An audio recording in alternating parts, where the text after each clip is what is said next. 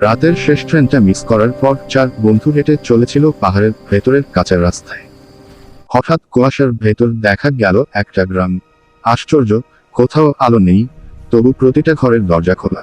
গ্রামে ঢুকতেই চারদিকে চাপা ফিসফিস শব্দ। মনে হচ্ছিল কেউ তাদের নাম ধরে ডাকছে। একটা বৃদ্ধ লোক এগিয়ে এসে বলল, ফিরে যাও, এখানে যারা আছে তারা আর মানুষ থাকে না। কথা শেষ হতেই বৃদ্ধ লোকটা ধোঁয়ার মতো মিলিয়ে গেল। ভয়ে জমে গেল চার বন্ধু। তখন তারা লক্ষ্য করল গ্রামের মানুষগুলোর পা মাটিতে ছুঁইছে না। তাদের চোখ কালো, মুখ বাঁকা, আর সবাই একসাথে তাকিয়ে আছে চার বন্ধুর দিকে। হঠাৎ চারদিক থেকে শত শত ভূত ঘিরে ধরল।